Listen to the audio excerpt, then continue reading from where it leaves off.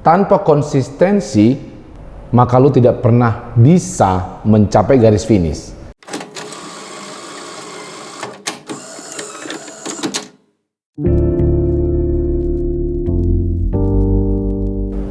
Kalau bos, banyak pertanyaan yang masuk.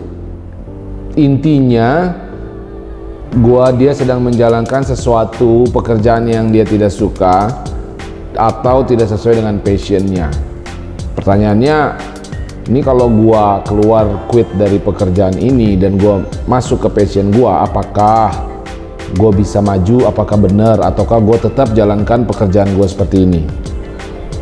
Atau ada lagi yang bertanya, apakah passion gue ini, keinginan gue ini bisa memberikan kesuksesan, bisa memberikan hidup yang sukses buat diri gue? Begini, buat gue, tidak ada yang lebih berarti dalam hidup ini selain mengambil resiko yang sesuai passion lo. Tidak ada. Gue nggak mau menjalani hidup yang biasa-biasa saja. Kita sering dengar orang-orang tua kita atau teman-teman atau saudara kita mengatakan bahwa selalu memiliki backup plan. Artinya gini, ketika kita gagal, kita punya sesuatu yang bisa kita kerjakan. So misalnya lu kerja di suatu corporate, ya udah lu kerjain itu, tapi mungkin juga lu jalankan passion misalnya, atau lu mulai menabung, lu kalau punya uang lebih ya lu menabung dan lain sebagainya. Atau lo memiliki banyak skill sehingga lo punya backup plan. Buat gue nggak ngerti konsep backup plan. Gue kurang sepaham dengan konsep backup.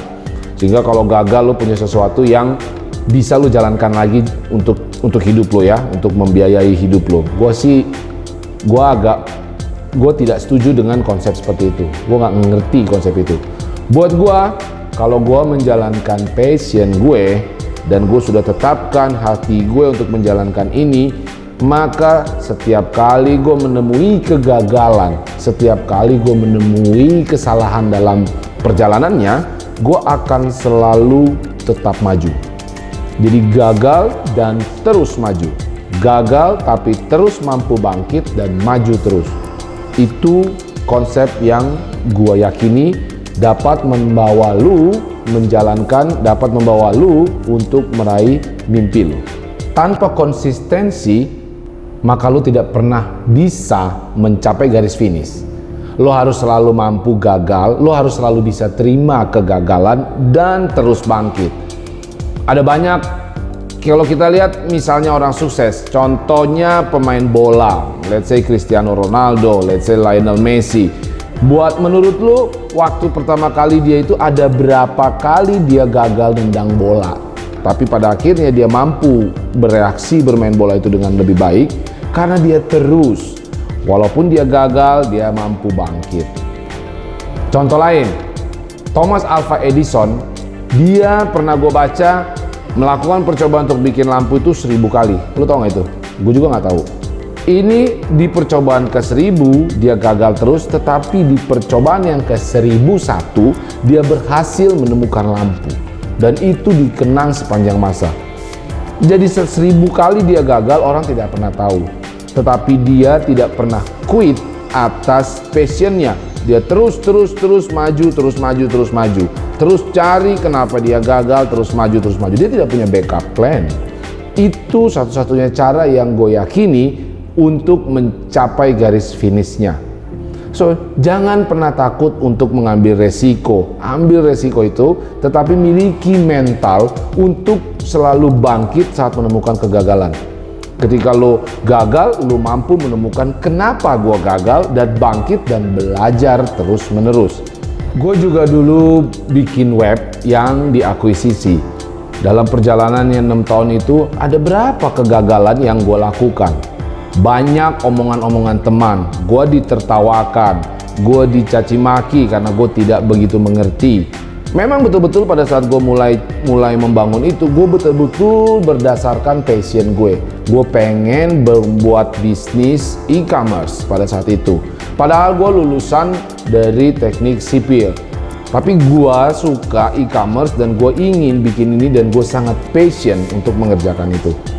So walaupun passion ini, walaupun banyak kata-kata yang mencaci maki gue, banyak hambatan, atau gue salah hitung, atau gue salah melangkah dalam menggerakkan bisnis, tetapi passion gue itu memberikan gue energi, sehingga gue mampu untuk terus konsisten, maju terus dan bangkit.